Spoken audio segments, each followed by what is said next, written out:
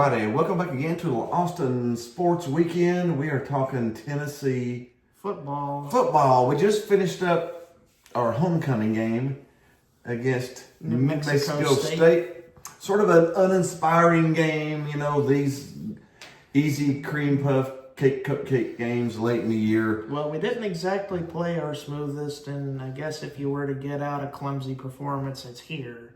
Yeah, we were a little clumsy. We didn't spark on offense.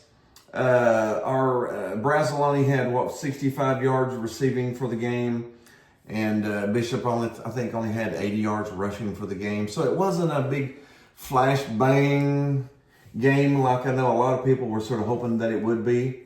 Plus, there was a little turmoil on the team as well as they let Boo Carter go. Which honestly probably should have happened before the season even started. It was pretty obvious he didn't want to be there, and his mama didn't want him to be there. I think she was worse than he was. But with that turmoil going on, I just wish him best wishes anyway. I wish him the best in the world. Go on to another team, and I hope you're successful. Just don't come back in 15 years and claim to be a VFL. You're not. Okay. That's all I'm saying about that. Just go away and just go away and do your own thing somewhere else. But again, with all the turmoil and it being homecoming and the letdown of losing last week, I'm not gonna bark too much about it. But it definitely wasn't fantastic. The defense wasn't terrible. Although I don't think Tim Banks has got much of a leash with our fan base, if you really dig deep. No. I think right now we're around 130th in total defense. I think teams score at an 80% clip. In the red zone, we give up every touchdown in the world. That's the problem. We're 80% on every possession for a touchdown. 8 out of 10 possessions we give up touchdowns.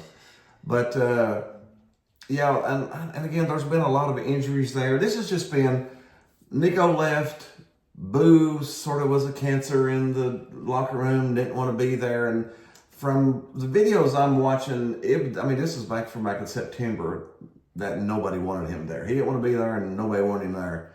They were just, I think, hoping that it would work out. But we got Florida week. So, as uninspiring as that game was, albeit a 42-9 win. Now we're fussing about a 42-9 win.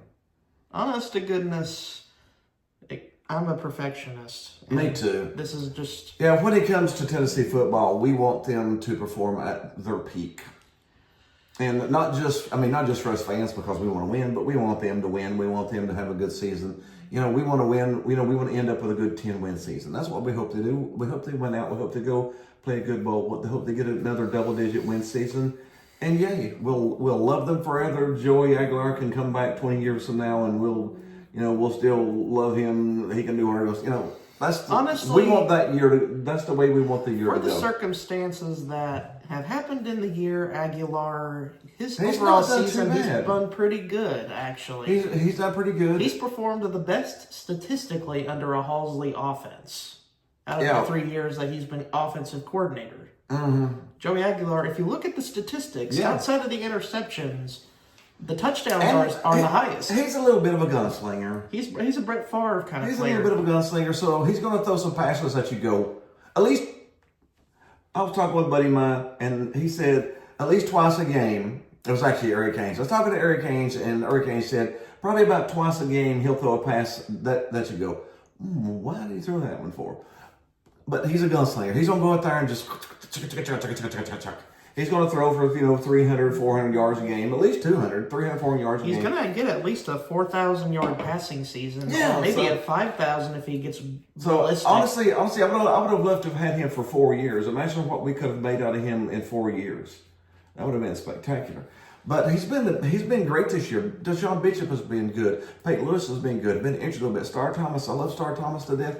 Albeit inconsistent at times with the targets from our offensive coordinator, Halsley. Yeah, I still don't like Halsley as our offensive coordinator. I still think It's inconsistent at best. Because sometimes he doesn't want to feel like targeting Brazel, which he's been a standout, and Matthews hasn't had enough targets, and Staley hasn't had enough targets. Brazel is fantastic. Brazel should go pretty high in the draft. He probably maybe a first round pick. Matthews is pretty good. Staley is a freshman. He's going to be a superstar. He is spectacular. See the one-handed stab catch in the end zone. Also, man, he's please good. Target Kitzelman more. That's been a concern all year. You can't target your tight ends. That's right. We've got 3 great receivers. We got 3 great running backs. We got 2 or 3 great tight ends. Our offensive line is good, not great, but we've got a really good team this year. Shy of the injuries on the defense, we've got a really good team. We love our team, and we're really hoping for a 10-win season. And that's where we're coming up on Florida Week. Traditional. This is the last year that we'll play them annually. Yeah, we will play them every 2 years from this point on, not every year, which is sad. We think Florida is one of our really annual rivals, but instead we got Kentucky and Vanderbilt and Vandy. That spot, because Alabama and Vanderbilt makes sense. Kentucky makes sense for basketball. Mm-hmm. But football hasn't been, in recent years has been lopsided. It's been lopsided. But the Tennessee-Kentucky game has been around longer than the Tennessee-Florida game. It's just that recent memory has Florida as our biggest rival. But now we can't play Florida or Georgia annually any year. No, but we're still playing them every 2 years. I mean, it's not like we're not going to see them for 4, 5, 6 years or something. That would depress me. No, that would depress me. But every 2 years we get to hate on each other, which is still good. Coming to that, Florida. One of the reasons we hate them. When's the last time we won in Florida? 2003. We haven't won there in over 20 years. So it's been 22 years. Since we've won at Florida. I think we're 0-9. If there's a chance that we beat them, it has to be this year. Mm-hmm. Because they have an interim head coach. They have players that are up and down in terms of effort because of that. Yep. We don't know exactly what we're getting with Florida this week because 2 weeks ago, Kentucky beat them, 38-7. 38-7. Surprisingly, drugged them. Surprisingly, Kentucky is 1 game away from a bowl game. 1 win away from a bowl. How about them apples? All of a sudden. But they got Vandy and Louisville their next 2 games. You never know. Rivalry game at the end. You never know. You never know. Fighting for something. But we haven't won there in 9 years. As I said, Kentucky beat the crap out of them. But then last week, they played Ole Miss. And played them tough. Down to the wire. So it's hard to look at this game and tell what's going on. Tennessee's favored by 3.5. And honestly, Tennessee... Do we think our past boogeyman will get us? Or do you think we conquer our boogeyman at the Swamp? That's the thing that worries me. We should go down there and win. But usually when we go down to the Swamp, something goes wrong. We've been the better team 4 or 5 times and still lost. Because something comes up, something boogeyman. But see, if Joey Aguilar wants to solidify this year as one of our favorite quarterbacks, in recent memory, this is the game. This is the game you throw 300 yards and 4 touchdowns, and Bishop runs for $120. This is the game to do it in. And I think they feel that. I think they know that this is their season right now. You go 9-3 if you could beat Florida and Vandy. 2 tough games. You could just as easily lose both of them. But if you win those 2 games, you're 9-3 and everybody loves you. So I think they sort of see that. And I'm going to pick them to beat Florida because they should beat Florida. They're the better team. They're on the field and on the coaching staff. Everywhere. On every position, they're better.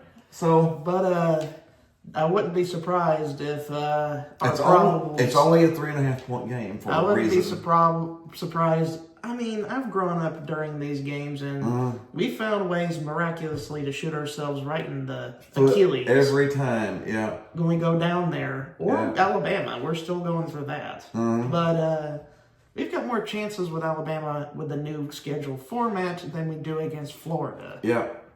But we should go down and win this game. I think it's going to be right around a 4 to 7 point game. I'm going to call us to cover the 3.5. But we're going to have to score in the 30s to do it. It's going to have to be a 37 to 30, 37, and the defense has to be better. Game. Yeah. Defense has to be better, though. Our defense is going to give up 30 points. They have to be better than that, though. Yeah. Mm-hmm. Or the offense has to carry the heaviest load, which means I to Heupel and Halsley out there. Let's not run up the middle when you want to try to run the ball. I would rather you try to run to the left or the right than to do this again. Yeah. I'm doing the timeout signal. The timeout signal. But you know what I'm trying to visualize here? Wait a minute, that ain't a timeout. What did Kirby say that was? That was funny. But yeah, I think we've got the skills to. We just need the game plan. We just need to game plan right here and really. And I think our team's going to gel a little bit now that we cut out Boo Carter. And again, I wish him the best in the world. I don't hate the guy. I don't hate anybody. I wish he goes on and does. I just wish he would have left at the first of the season and not put our team through that kind of turmoil, you know. I wish him the best. Just go away. But I think Tennessee definitely has the skills and the talent and definitely the better coach to do this. You just got to have a game plan. You just got to have a good game plan. Which does not involve run up the middle on your running plays and does not involve deep shot plays every. I don't know. I'd like we're definitely deep going middle throws. We're definitely going to take some deep shots. I wish we would throw some more slants, get those tight ends, or Staley or Matthews. I think they could run some good slant. Throw Brazel down the side and throw a bomb to him, and then get Matthews and Staley and do some more shallow stuff. Or Kisselman, or what's the other tight end? Davis. Yeah, Davis. Davis is really, really awesome too. Like I said, we got plenty of weapons. We just got to use them right. So, but anyway, we've got Tennessee winning this weekend, probably about 37 to 31. But I'm prepared for disappointment on my end. We're always prepared for disappointment every time we go to Florida. It's been 22 years. 22 years, 9 straight losses. It's like a 22-year job that you've had for 22 years. Mm-hmm. You're used to the same thing. You've been there for your job for well over 30 years. Around the house, yeah. So you probably know the ins and outs. This is pretty much the football version of that. Yeah, it is the football version of it. But I believe it. This will define. I really think that this will define this year's team. That's the team that went to Florida and won. I think it'll be spectacular. But hey, we hope you had a little fun with us. Leave a comment down there and let us know what you think about the Tennessee-Florida rivalry. What's coming up this weekend. Hit a little like, hit a little subscribe, share us with your friends, and we'll see you next week.